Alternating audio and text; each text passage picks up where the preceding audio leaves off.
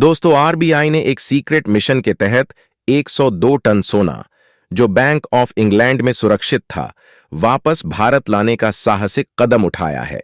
खास बात यह है कि इस पूरे ऑपरेशन को पूरी तरह गुप्त रखा गया, एक विशेष एयरक्राफ्ट की व्यवस्था की गई थी और इसकी सुरक्षा को लेकर इतने कड़े इंतजाम किए गए थे कि किसी को भी कानो कान भनक तक नहीं लगी। अगर हम इस साल की बात करें तो 30 मई को आरबीआई ने 102 टन सोना वापस लाने का ऐतिहासिक कदम उठाया था।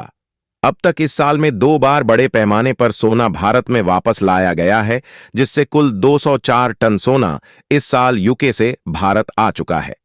इस कदम के साथ ही भारत का कुल सोने का भंडार 854 टन तक पहुंच गया है, जिसमें से 51.5 टन अब भारत में ही मौजूद है। यह एक महत्वपूर्ण उपलब्धि है जो दिखाती है कि भारत अपनी संपत्तियों को सुरक्षित रूप से अपने देश में संग्रहित करने की दिशा में बढ़ रहा है। दोस्तों, सितंबर 2022 से लेकर अब तक हमने इस दिशा में कितने साहसिक कदम उठाए हैं, यह देखना अत्यंत प्रेरणादायक है। आज भी बैंक ऑफ इंग्लैंड और बैंक फॉर इंटरनेशनल सेटलमेंट के पास 324 टन सोना बाकी है, जो यूके में सुरक्षित रखा गया है। पूरी खबर क्या है, जानते हैं आज के इस वीडियो में। लेकिन आगे बढ़ने से पहले आपसे एक छोटा सा रिक्वेस्ट है कि वीडियो को लाइक करके चैनल को सब्सक्राइब जरूर करें। दोस्तों, 1990 के आर्थिक संकट के दौरान भारत ने यूके में अपना सोना भेजा था ताकि आर्थिक स्थिरता बनाई जा सके, और तब से यह वहीं पर ही रहता आया है। हालांकि आज परिस्थितियां बदल चुकी हैं। भारत के गोल्ड रिजर्व अब तेजी से बढ़ रहे हैं और एक नया वैश्विक परिदृश्य उभर रहा है, जिसमें पश्चिमी देशों पर भरोसा करना कठिन होता जा रहा है। अब समय आ गया है कि हम अपनी संपत्तियों को अपने पास सुरक्षित रखें। अगर आंकड़ों पर नजर डालें तो वर्तमान में भारत के पास लगभग 840 टन का गोल्ड रिजर्व है, जो दुनिया में कुछ सबसे बड़े सोने के भंडारों में से एक है। यह संख्या आने वाले वर्षों में और भी बढ़ सकती है। आज के समय में अधिकतर शक्तिशाली देशों ने अपने गोल्ड रिजर्व किसी और देश के पास नहीं रखे हैं, क्योंकि वे जानते हैं कि ऐसा करना एक रणनीतिक गलती हो सकता है। इसका उदाहरण फ्रांस से मिलता है, जिसने द्वितीय विश्व युद्ध के दौरान अपना सोना न्यूयॉर्क भेजा था, लेकिन 1960 में वह अपना सारा सोना वापस ले आया ताकि उस पर पूरा नियंत्रण रहे। इसी प्रकार चीन ने भी अपने गोल्ड रिजर्व को अपने देश में ही रखा है, जिसे पीपल्स बैंक ऑफ चाइना और पीएलआई के वॉल्ट्स में संरक्षित किया गया है। हाल के वर्षों में हमने देखा है कि कैसे पश्चिमी देश अपने आर्थिक और वित्तीय प्रणालियों का हथियार की तरह इस्तेमाल कर रहे हैं। रूस यूक्रेन विवाद के बाद पश्चिमी देशों ने रूस के सोने और संपत्तियों को सीज कर लिया। रूस के विभिन्न देशों में संपत्तियां फ्रीज की गई। यूके, बेल्जियम में $13 बिलियन, फ्रांस में $71 बिलियन और जापान में $58 बिलियन की संपत्तियां फ्रीज कर दिया गया है। इसी प्रकार कोई भी शक्तिशाली देश अपने गोल्ड रिजर्व को विदेशी धरती पर नहीं रखना चाहेगा, क्योंकि इससे उनके ऊपर दबाव बनाया जा सकता है।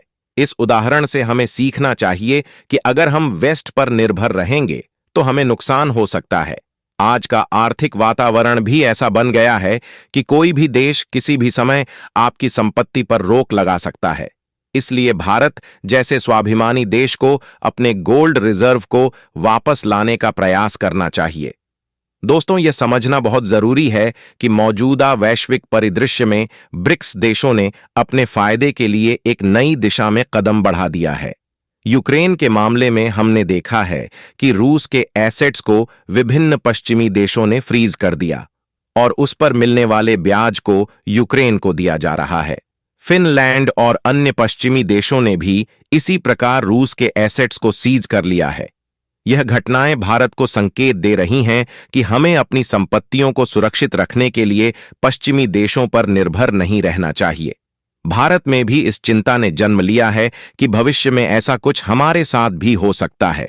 इसलिए हमें अपनी संपत्तियों को सुरक्षित करने और अपनी खुद की वित्तीय सुरक्षा मजबूत करने पर विचार करना होगा। अगर हम पश्चिमी बाजारों पर निर्भरता छोड़ते हुए ब्रिक्स के इस नए मेटल एक्सचेंज का हिस्सा बनते हैं, तो हमें अपनी संपत्तियों को विदेशों में रखने की कोई आवश्यकता नहीं होगी। इस नए विश्व व्यवस्था में ब्रिक्स देश अपनी खुद की वित्तीय व्यवस्था को सशक्त कर रहे हैं और इसी कारण से भारत अपने सोने को वापस लाने की दिशा में कदम बढ़ा रहा है। यह न केवल हमारी आर्थिक स्वायत्तता को सुनिश्चित करेगा, बल्कि पश्चिमी दबावों से भी मुक्त करेगा। दोस्तों, ब्रिक्स देशों ने हाल ही में समिट में यह साफ कर दिया गया कि ब्रिक्स देश अब अपने आपसी व्यापार को अपनी स्थानीय मुद्राओं में करने का इरादा रखते हैं, जिससे ट्रेड में लागत कम होगी, प्रक्रिया अधिक पारदर्शी और सुरक्षित होगी और यह सब गैर भेदभावपूर्ण आधार पर होगा। इसके लिए BRICS cross border payments initiative launch किया गया है, जो भविष्य में पश्चिमी आर्थिक व्यवस्था का एक मजबूत विकल्प बन सकता है। इस नए इनिशिएटिव ने अंतर्राष्ट्रीय स्तर पर IMF और अन्य संस्थानों का ध्यान खींचा है, जो इस कदम के पीछे की योजनाओं को जानने के इच्छुक हैं। लेकिन ब्रिक्स की इस पहल का असली मतलब यह है कि आने वाले समय में यह देश अपने व्यापार को डॉलर से हटाकर अपनी स्थानीय मुद्राओं में करेंगे, जिससे उनकी आर्थिक स्वतंत्रता और मजबूत होगी। यह कदम वैश्विक वित्तीय प्रणाली को एक नए रास्ते पर ले जाने की शुरुआत हो सकती है, जहां व्यापार अधिक निष्पक्ष, पारदर्शी और गैर भेदभावपूर्ण तरीके से होगा। इस प्रकार का सिस्टम न केवल ब्रिक्स देशों को लाभान्वित करेगा, बल्कि वैश्विक आर्थिक संतुलन में बदलाव ला सकता है। दोस्तों, इस पर आपका क्या कहना है? क्या ब्रिक्स अपनी खुद की करेंसी लॉन्च कर पाएगा या यह सिर्फ एक सपना बनकर रह जाएगा? अपनी राय कमेंट में जरूर बताइए और इस वीडियो को एक लाइक करके अपने मित्रों तक शेयर जरूर करें, ताकि उन्हें भी जानकारी मिल सके। इसी तरह और भी नॉलेजेबल वीडियो देखने के लिए चैनल को सब्सक्राइब करके बेल आइकन को ऑल पर जरूर सेलेक्ट करें। जय हिंद।